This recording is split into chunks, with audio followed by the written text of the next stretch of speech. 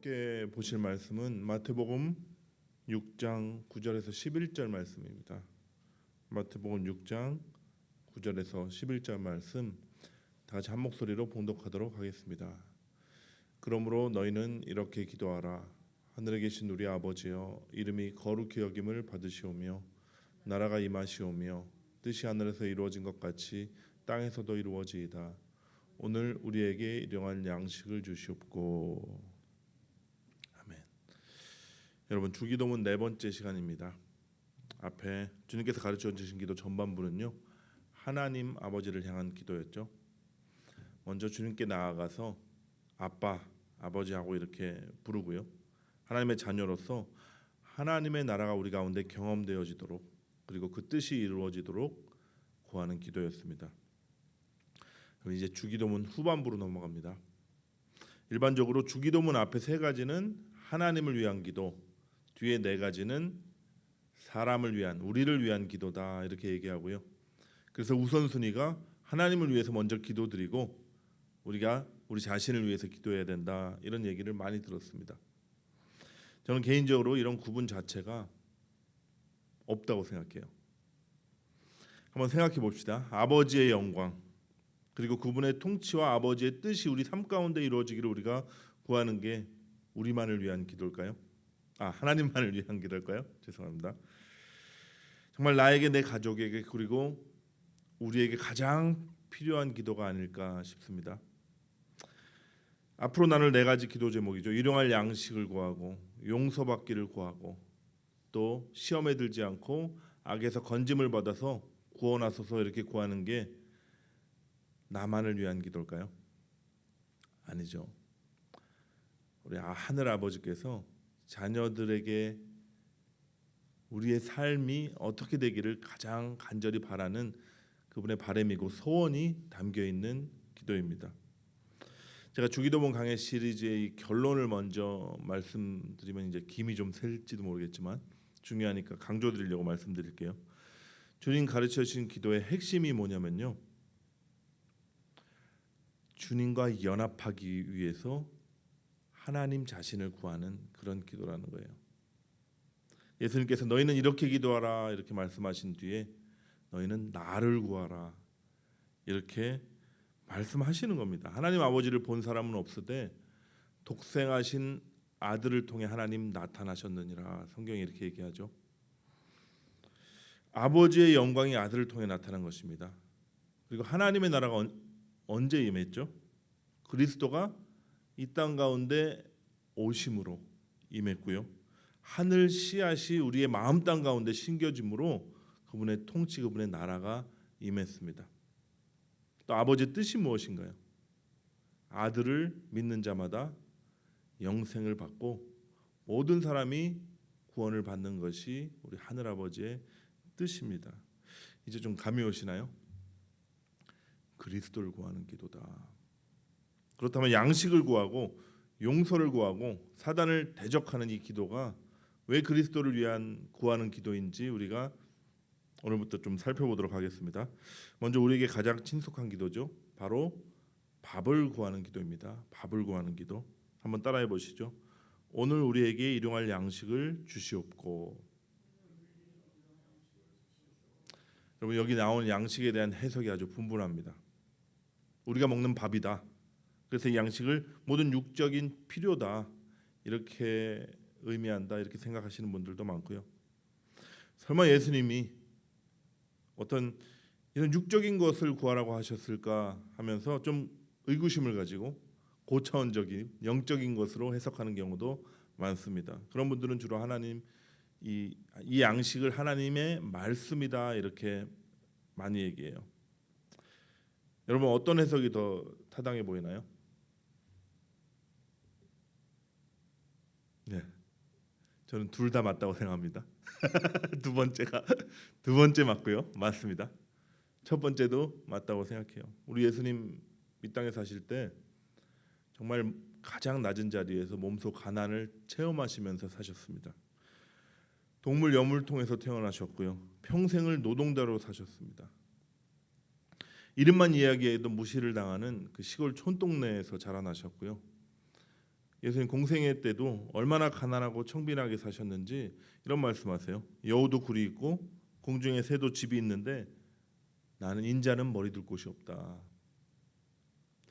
그래서 우리 주님 저와 여러분이 매일 먹고 마시는 양식이 필요한 것, 입을 옷이 필요하고 머리 누일 집이 필요하다는 사실을 누구보다 잘 아십니다.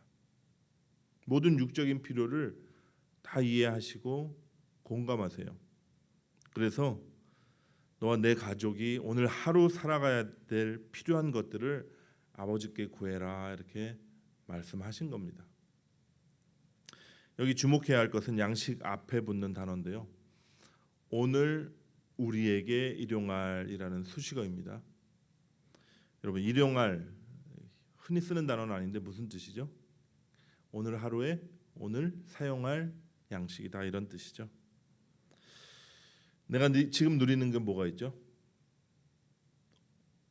먹을 식재료가 있고, 요리할 수 있는 힘도 있고요. 멋진 옷도 있고요.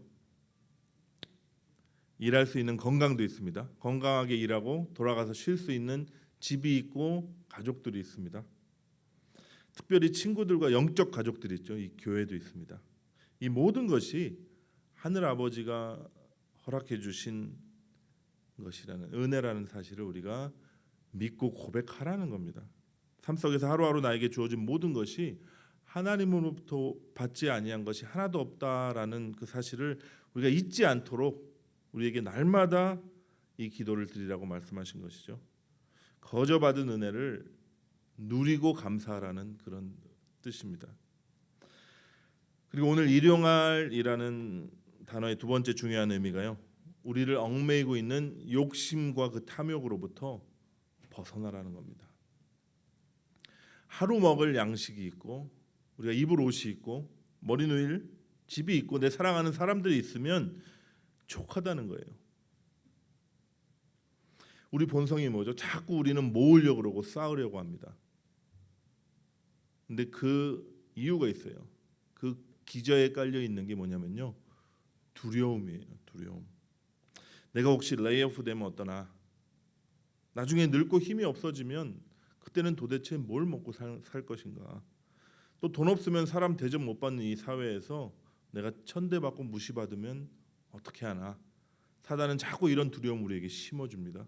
그래서 자꾸 움켜쥐라 그러고 쌓으라고 그러고 모으라 그러는 거예요. 여러분 한번 생각해 보십시오. 우리가 누구의 자녀입니까? 천지를 지으시고 만물의 주인이신 하나님의 자녀 아닙니까? 우리가 하나님 아버지 앞에 나가서 아빠 하고 이렇게 불러놓고서는 제가 너무 두려워서 그러는데 좀 넉넉하게 쌓아놓고 안심할 수 있게 복을 주십시오 이렇게 기도하면 앞뒤가 잘 안 맞는 거예요. 하나님을 아버지라고 믿지 못하는 겁니다. 여러분 좀 자유하십시오. 여러분을 얽매고 있는 두려움으로부터 자유하세요. 우리 주님께서는 왜 오셨냐고 성경이 말하면요. 죽기를 두려움으로 일생에 매여서 종로로 타는 우리를 자유케 하시기 위해서 주님 오셨다 이렇게 성경이 말하고 있어요. 이제는 정말 하나님 자녀답게 하늘 아버지를 내가 신뢰합니다. 믿습니다. 오늘 일용할 양식을 주심에 감사합니다. 이렇게 기도하십시오. 이 기도 가운데요. 주님께서 자족하는 마음 그리고 감사하는 마음을 부어주실 줄 믿습니다. 이 두려움과 욕심이라는 굴레에서 벗어날 수 있는 비법이 하나 있는데 제가 알려드릴까요? 바로 오늘 이 기도에 나오는 우리에게라는 이 수식어의 키가 있습니다. 주님께서는 나에게 또는 나의 가족에게 일용할 양식을 주십시오 이렇게 기도하라고 하지 않으시고요. 우리에게 일용할 양식을 주십시오 이렇게 기도하라고 명하셨어요. 제가 존경하는 어느 목사님의 말씀을 예전에 한번 듣는데 이런 얘기를 하시더라고요. 내 가족이 굶고 있는데 나만 혼자 배부르게 잘 먹었다고 이제 됐다 하는 사람이 있으면 그 사람은 사람도 아니죠. 그런데 나와 내 가족 많이 맛있는 음식 배부르게 막 잘 먹었다고 이제 됐다 하는 사람은 성실한 사람일지는 몰라도 예수 믿는 사람은 아닙니다. 이번에 말씀은 예수를 진짜 믿는 사람들은요 그렇게 살 수 없다는 거예요. 왜냐하면 주님 천국 비유 아시죠? 마지막 때 인자가 오셔서 양과 염소를 나누듯이 예수 믿는 자와 예수를 믿는 척하는 자를 이렇게 나누신다, 이런 비유가 있습니다. 이때 진짜 예수 믿는 사람들의 특징이 뭐냐면요, 굶주린 자, 헐벗은 자, 옥에 갇힌 자, 병든 형제 자매들을 돌보고 이들을 섬기는 그런 삶을 산다는 것입니다. 여러분, 예수 믿는 사람들의 마음에는요 예수님이 사세요. 그리고 그분의 소원은요, 열방 가운데 가난과 굶주림과 목마름으로 신음하는 자녀들을 긍휼히 여기시면서 가슴 아파하시고 그들을 위로하시기를 원하십니다. 그래서 우리에게도 그 소원함을 주시는데, 가서 그들을 입히고 먹이고 돌보고 사랑으로 그들을 위해서 기도하라는 그런 명령도 주셨지만 그런 소원을 우리 안에서 일으켜 주세요. 여러분, 따라서 우리에게 일용할 하루 사용할 양식보다 더 많은 것을 주셨다면 그 이유는 딱 하나뿐입니다. 여러분 명심하십시오. 나누라는 겁니다. 지극히 작은 자들을 먹이고 입히시며 구원하시기 위한 하나님의 그 소원을 위해서 좀 쓰라는 거예요. 진짜 우리 가진 모든 것이 하나님으로 왔다고 우리가 믿는다면요, 하나님 나라와 그 뜻을 위해서 내 가진 이 떡을 눈 딱 감고 한번 던져보는 겁니다. 내 재정뿐만 아니라 나의 건강과 나의 시간과 그리고 나의 열정까지 주의 가난한 자들을 위해서, 아니면 열방 가운데 신음하는 하나님의 자녀들, 형제 자매들을 위해서 우리가 한번 사용해 보는 겁니다.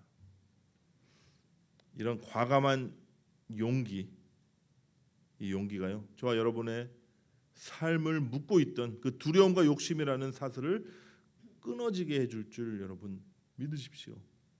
여러분, 제가 증인이에요.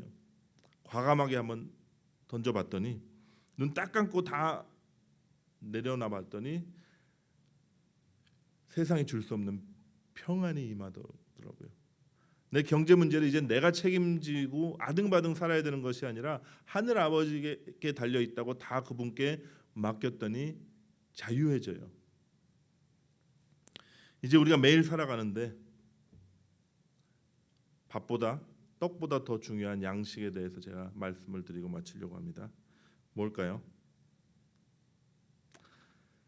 제가 서두에 말씀드렸듯이 다 예상하듯이 하나님의 말씀입니다. 우리들의 영의 양식이죠. 여러분, 영이 중요할까요? 육이 더 중요할까요? 뭐 아침부터 이런 이분법적인 질문을 하나 뭐 이렇게 생각하실 수도 있는데, 둘 다 중요하지만 이렇게 한번 생각해 보세요. 여러분, 한번 쓰고 버릴 일회용 수저가 더 중요할까요? 아니면 반영구적인 금수저가 더 중요할까요? 순금입니다. 금수저겠죠, 당연히. 오래 쓸 수 있고 변하지 않으니까요. 그렇다면 정말 아끼고 아껴야 길어야 100년 쓸 수 있는 육체가 더 중요할까요? 아니면 영원히 멸하지 않는, 불멸하는 영혼이 더 중요할까요? 나의 영이 더 중요할까요? 이런 차원에서 보면 영이 더 중요합니다. 근데 여러분, 우리는 도대체 하루 3끼 아침, 점심, 저녁 뭘 먹을까 이렇게 궁리를 하면서 기대를 하면서 영혼 쫄쫄 굶기고 있을까요? 왜 찔끔찔끔 굶어 죽지 않을 정도만 먹이면서 간신히 버티고 있을까요? 사람이 참 어리석습니다. 머리로는 알아요. 영이 더 육신보다 중요하지. 그렇지만 우선 우리 눈에 보이는 육을 따라서 삽니다. 마치 영이 더 중요하지, 영양식을 잘 먹어야지 우리가 생각하더라도 이게 잘 되지가 않아요. 그래서 예수님께서 기도하라 이렇게 말씀하신 겁니다. 우리 연약함을 다 아시는 주님께서 신이 너희 매일 먹을 양식을 하나님께 구하라 이렇게 가르치고 계신 거예요. 요한복음 6장에 보면요, 오병이어 기적을 행하신 다음에 많은 군중들이 예수님을 막 찾아다닙니다. 그리고 예수님을 딱 찾는 그 모습을, 자기에게 다가오는 모습을 보면서 예수님이 이렇게 말씀하세요. 너희가 나를 찾는 이유는 표적 때문도 아니고 떡을 배부르게 먹었기 때문이다. 육신의 양식을 위해 일하지 말고 영생하도록 있는 영의 양식을 위해 일해라. 이제 사람들이 수군대죠. 우리가 어떻게 해야 영의 양식을 먹을 수 있을까? 도대체 저 선생이 말하는 영의 양식이 무엇인가? 이때 예수님께서 더 이해할 수 없는 말씀을 하십니다. 요한복음 6장 48절에서 51절을 보면 이 말씀하세요. 내가 곧 생명의 떡이다. 너희들 조상들은 만나 먹었어도 죽었지만 나는 하늘에서 내려오는 떡이니 사람들을 하여금 먹고 죽지 않게 하려 함이라. 나는 하늘에서 내려온 살아있는 떡이니 사람이 이 떡을 먹으면 영생하리라. 내가 줄 떡은 세상의 생명을 위한 내 살이니라. 여러분, 우리가 먹고 살아야 될 양식이 뭐라고요? 예수님 자신이다, 이렇게 얘기하시는 거예요. 예수님 어느 마을에 태어나셨습니까? 배자로 시작하죠. 베들레헴에서 태어나셨습니다. 이 뜻이 뭐냐면 떡집이라는 뜻이에요. 떡집. 베이트가 이제 히브리어로 집이고요. 레흠 하는 게 이제 떡, 뭐 밥, 양식 이런 뜻이거든요. 떡집 베들레헴에서 어디서 태어나셨죠? 말 밥통에서 태어나셨습니다. 밥으로 오신 거예요. 그분이 말씀하십니다. 내 살을 먹고 내 피를 마셔라. 내 살은 참된 양식이고 내 피는 참된 음료다. 내 살을 먹고 내 피를 마시는 자는 내 안에 거하고 나도 그 안에 거하나니 연합이죠. 이 떡을 먹는 자는 영생하리라. 근데 우리에게 고민이 있습니다. 당시에 유대인들이 수군거리면서 했던 고민과 같아요. 어떻게 하면 예수님의 살을 먹냐 이거예요. 어떻게 하면 그분의 살을 먹고 피를 마셔서 그분과 연합할 수 있냐? 여러분, 예수님의 입에서 나오는 모든 말씀을 먹으면 됩니다. 우리 안에 오신 예수님, 생명의 떡으로 오신 예수님, 말씀이 육신이 되어 이 땅 가운데 오신 그분의 말씀을 우리가 날마다 먹어야 살아요. 오늘 먹으면 오늘 내 영이 쌩쌩해지고 건강해지고요. 내일 쫄쫄 굶으면 또 비실비실 힘이 없어집니다. 육의 양식이라고 한번 생각해 보세요. 영의 양식도 같아요. 처음에 잘 안 되죠. 저도 그렇습니다. 이렇게 계속 영의 양식을 섭취하려고 생각을 해도 그게 생각만큼 잘 안 돼요. 습관이 안 돼 있어서요. 그래서 뭐 해야 된다고요? 기도해야 합니다. 이 복된 아침에 우리가 기도의 자리 나갈 텐데요. 이런 기도 진짜 연습 삼아서 한번 해봤으면 좋겠고 매일 우리의 일상의 기도가 됐으면 좋겠습니다. 아버지의 이름을 부르고 그분의 영광, 그분의 이름을 찬양하고 그 다음에 또 뭐였죠? 하나님의 나라가 오늘 내 삶 가운데 경험되어지도록 그 뜻이 이루어지도록 구한 다음에 주님 오늘 하루 살아가는데 필요한 것 다 주셔서 감사합니다. 다 있으시죠? 오늘 하루 살 양식들 넘치도록 은혜를 부어주셔서 감사합니다. 모든 것이 아버지로부터 왔음을 제가 믿고 고백합니다. 이렇게 감사의 기도를 먼저 올려드리고요. 이어서 주님 나의 가정 가운데 이런 필요가 있습니다. 도와주세요. 우리 지체 가운데 어려움 당한 형제 자매가 있습니다. 주님 긍휼히 여겨주십시오. 우리가 위에서 기도하고 있는 저 탄자니아의 지극히 작은 자들 가운데 그리고 이 클락스톤의 난민 가정들 가운데 모든 필요한 것들을 주님 채워주시고 걸식하는 가정 없도록 주님 도와주십시오. 이렇게 그들을 위해서도 기도하십시오. 그리고 더 중요한 양식이 있다 그랬죠. 주님 오늘 하루 살아갈 일용할 영의 양식을 주님 허락해 주십시오. 말씀을 통해 그리스도를 먹고 마시기를 원합니다. 우리에게 친히 말씀해 주시고 성령께서 말씀을 깨닫게 해주셔서 이 말씀들을 먹으면서 예수님을 더 깊이 알고 누리게 해주십시오. 기도하시는 저와 여러분 됐으면 좋겠습니다. 아멘.